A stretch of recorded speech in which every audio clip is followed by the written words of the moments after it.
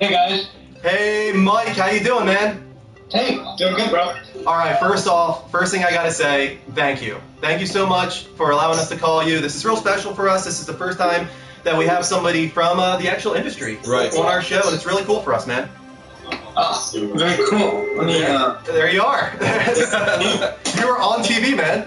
Sweet. Very meta. You're on TV through TV right now. All right. All right. And you got your virtual girlfriend back there too. I do. She's kind of hanging out right there. Kind of Very nice. That's actually kind of creepy. It looks like she's ready to kill you. I thought it was actually a real person. I'm not gonna lie. I thought it was a real person. Then I was like, oh wait, no, it's Mike's game. I really thought it was a real woman standing behind him, just like, hey, honey, what you doing? That's a testament to your work, man. There you go. You fooled us. But Mike, I think that's a good place to start, actually. You know, you've been in the industry, am I right, around like 15 years or so? Dude, I've been doing it since 2001, so that's 13 years. But now you are the founder, president of Wet Studios?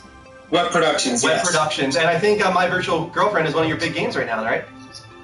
Yeah, it's our biggest game so far. It has about 2 million downloads across the free and the paid version. 2.5 million, actually. Wow, that's amazing. So, what's your origin story then? Like, how did you get into this? Is it something you always wanted to do, or? Oh man, okay, so it's pretty interesting. You got a minute, right? Oh, we have plenty of time for this. All right. So, I was working for. Okay, let me back up. I had a carpet cleaning business. Okay. I've been an artist forever, but I ended up cleaning carpet for a guy who just moved to town from Hawaii, who was working for Squaresoft on Final Fantasy VII.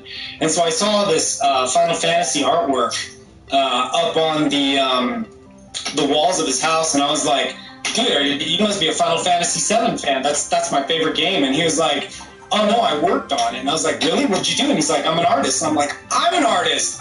This is my carpet cleaning business. You know, I'm an artist, but I'd love to make games. And he's like, well, hey, you know, maybe we can work something out. So he kind of like, I don't want to say any names, but he hooked me up with some crack software.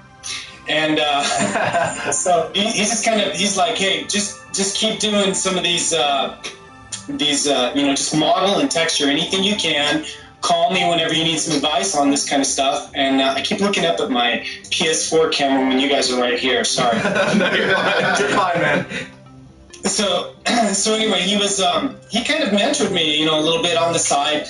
I'd call in once in a while and get some advice from him and stuff. And for 3 years, I just practiced steadily and just trying to really refine my skill. And I ended up just kind of self-teaching myself 3D Studio Max. And then I went to a community college just to try and see if I was missing out on anything, and took an animation course and a 3D course, and I just aced the class because I've already self-taught, so I already got to the level where I was way above the class.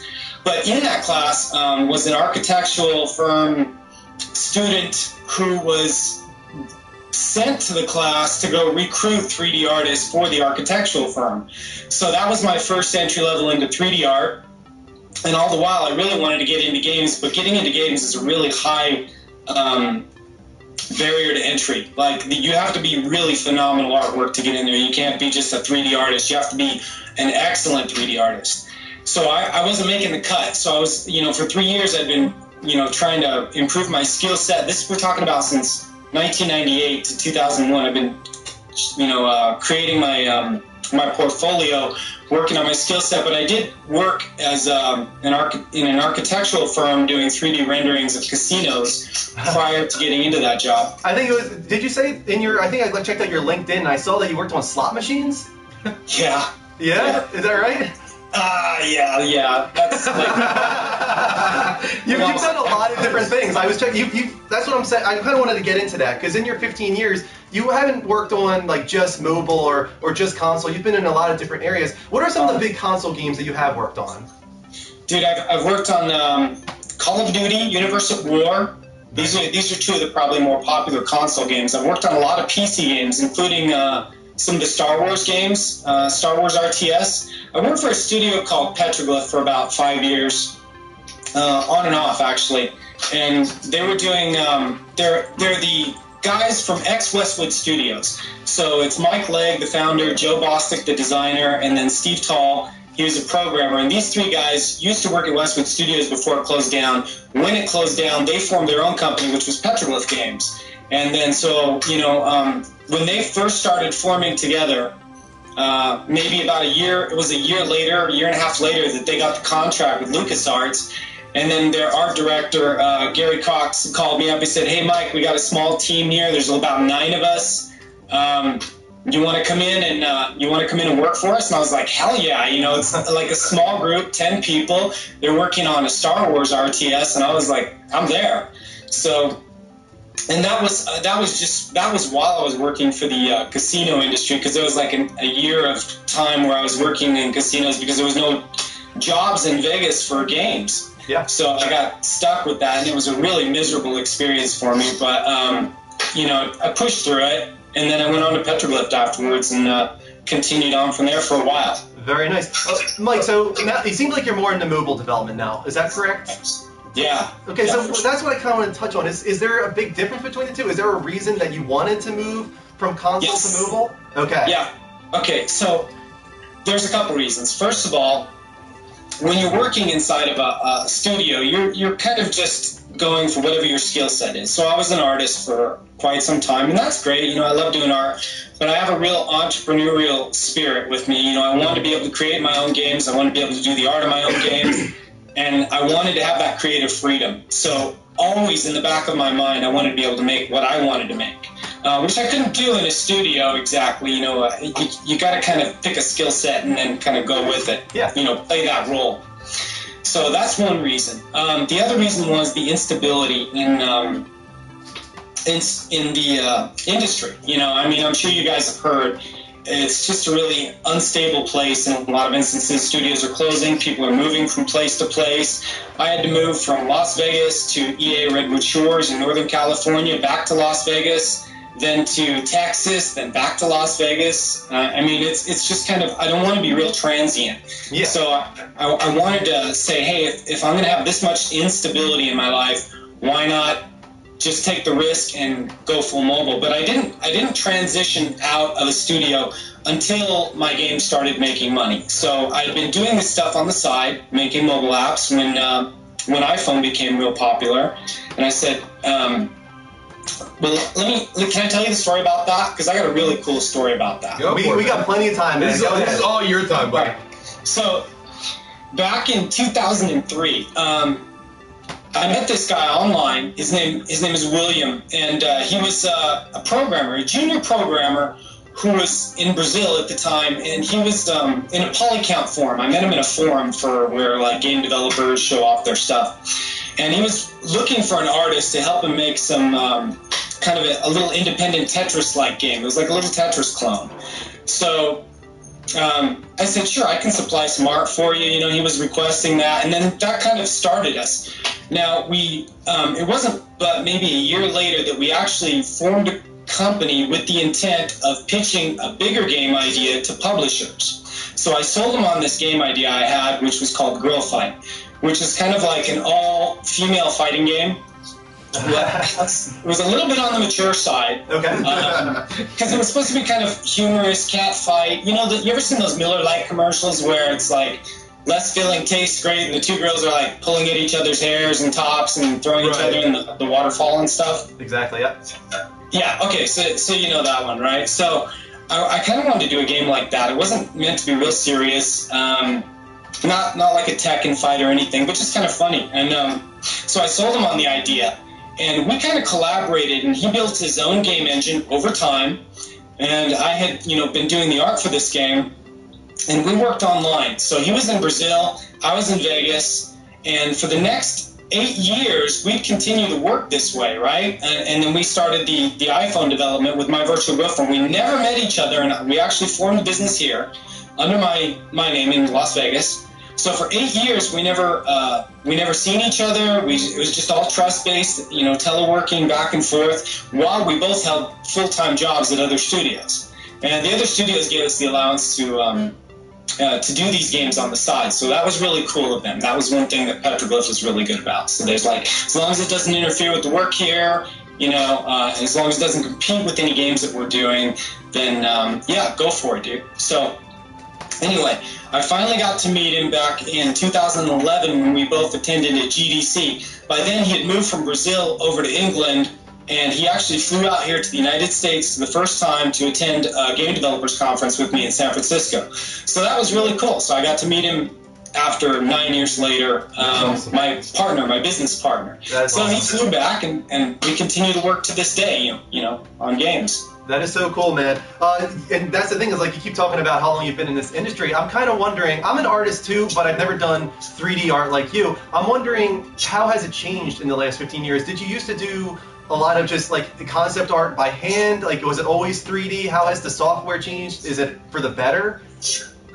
Since I've been in the industry, people have been mostly doing their concept art through digital mediums and Wacom's. Wacom's have been around since 2001, or at least prior to me getting into the industry. Okay. But when I first got in, I didn't have a Wacom, I had a mouse, and I was trying to draw all my stuff with a mouse in Photoshop, and like all the other artists were like looking at me like, what are you doing, man? And I was like, I don't get this whole pen thing, the detachment from trying to use a Wacom. There's just a little bit of a learning curve there. But I got used to it, you know, I adapted to it and I got used to it. Now I couldn't work with the mouse ever. But yeah, it's changed a lot, dude. I mean, there's so much, like Pixelogic ZBrush and Mudbox and the normal mapping and the translucent mapping and all these crazy shaders that they're putting on things nowadays in AAA games is just crazy. You know, the amount of work that goes into a AAA game is a lot. So there's a lot of risk associated with that. Whereas in indie developer, we don't have that much risk. You know, we don't require a $50 million budget to make a game. You know, we literally just buy Unity, buy some licensing tools. By the way, although I did start out with a cracked copy Max, I got to come straight with you. I promised myself when I did get a job in the industry that I would purchase the full version of Max, and I did. It's good for you. 3 years later, you know, so I paid the $3,500 that it was to buy the software. Yeah. And you know, I've kept up with my subscription ever since, so that's been pretty cool. Very cool. That's awesome. Real quick, I want to get back to My Virtual Girlfriend a little bit. I mean, this is kind of like your baby right now, and I kind of wonder, does that make it your favorite, or is there another project that you even find it or found more rewarding than that? Yeah, so My Virtual Girlfriend was like my favorite one to work on because it was the first game where I had full creative freedom of the design and the art. Yeah. So my programmer partner, he's like, hey, I'll do the programming, but I'll just back off the design. And you go at it and you just do whatever you think is going to be good. And so I did. And that was like a lot to me, you know, for having full creative freedom. But now we're working on Darkbreakers, which is kind of similar to Clash of the Clans or Castle Clash. And we're doing a new thing, which I don't know if this is like real prevalent in the industry because I'm kind of isolated in my own little box here. With the exception of my other art friends that are still working for studios on Facebook and whatnot.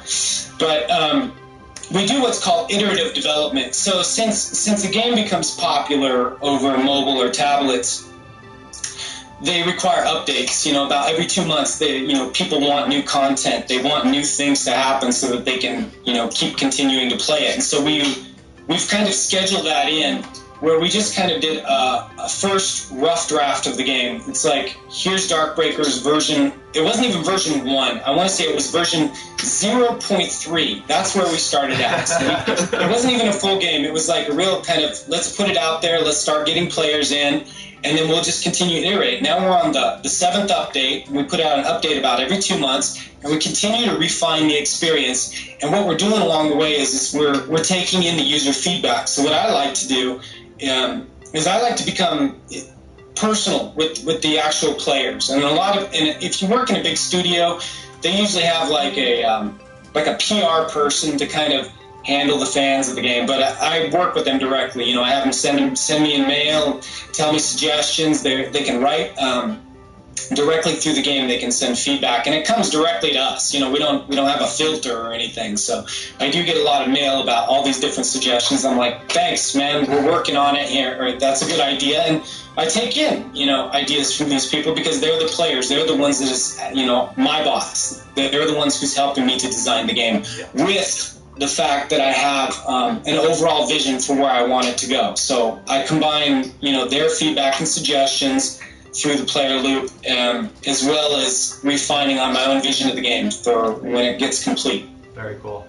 I'm sorry, I'm taking over this interview. I think you had a good question too. Right. Well, I was just gonna say it's almost like he has this, like a more personalized version of early access, I guess you can call it. Yeah. I like that. It's actually really good to be able to have that firsthand. But so the one way, I mean, obviously that we found you, we've caught your stream, since you started doing it. I said something to Drew. I was like, hey, have you seen this guy Mike that does streams? He's a developer and everything like that. Drew's like, oh yeah, I've seen him. And we've been watching your stream almost every time you go on since. So you have definitely a connection to what's going on now, and it's different. It's evolving. Obviously, there's shows like us. We're not the only ones. There's the guys that do key report and stuff like that. So what about live? That you do personally and that you see from it, do you enjoy the most? And what do you think? What would you enjoy seeing it evolve into? Can you repeat that? It was coming in a little bit. That's fine. Yeah, it's like chopping up. Yeah, pretty much. The live from PlayStation, the shows that we do, the show that you do, it's kind of a new thing, especially to PlayStation. And we're just kind of wondering how you want it to evolve. Like you have a part in it now by doing your Q&A sessions, and we'd like to hear what you think it could grow into, what you want it to grow into. Oh man, I kind of use it as a catalyst to be able to reach out with the people and kind of just get, talk with different people about game development is what my original intent was, because I know there was a lot of fans about games out there and a lot of people wanting to get into the industry, and that's why I created the show. But then it also serves the purpose of allowing me to be able to talk about my game too, or my games, so it's kind of doing both of those things for me. Where do I see I want it to evolve? Well, for one, I would really like it if they could put like a mirror button to flip. I know, man. We all want that.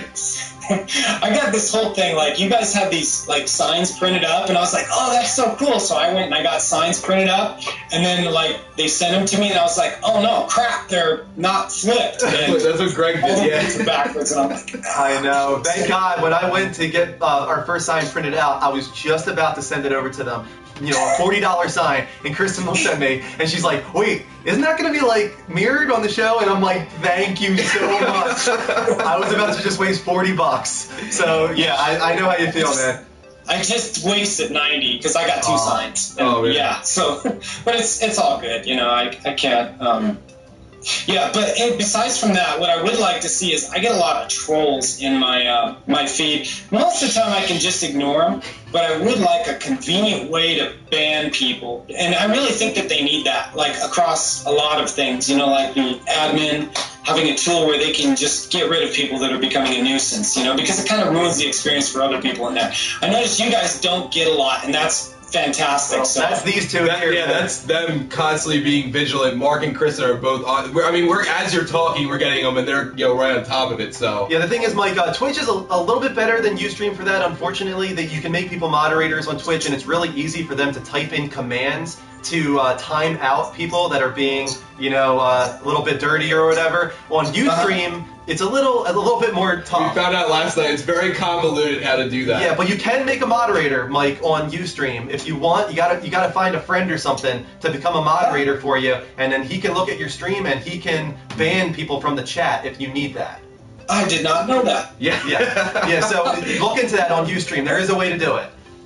Oh, that's cool. All right. Mike, thank you so much again. Let me tell everyone real quick. This is Mike Amerson. He's a developer. He's been in the industry since 2001, I think. And he's got multiple games out on iOS, on the App Store. He's got My Virtual Girlfriend, My Virtual Boyfriend. Darkbreakers he's working on right now. Is that correct, Mike? Yeah, it's the one Darkbreakers. So when will that release? It is. It's the one that's... It is. Oh, it's already out. That's the Yeah, early it's on access style. the Google Play Store and iTunes. It's free. It's free to play. Very played it nice. yet? I have not touched it yet. It's actually pretty good. I like that. I was playing it actually after I saw your stream the other day. I like it a lot. I'm not really big into mobile gaming personally, mostly, but this is a game that all of a sudden it was an hour later. I'm like, oh, I didn't stop. Yeah, so everybody should definitely check out all of Mike's stuff on the App Store. Mike, man, thank you so much for calling into the show. Hey, absolutely, bro. All right, see you later. And check out Mike's streams. I think you're on every Thursday, Mike. Is that right? Yeah, every Thursday at around 7. So I like to talk about game development, mostly just kind of like if people have questions about how it is being an indie developer or how it is working in a studio or how do they get into the game industry. You know, that's a lot of a real common question. Awesome. Because everyone has game ideas, right? Yeah. I know you guys have game ideas, right?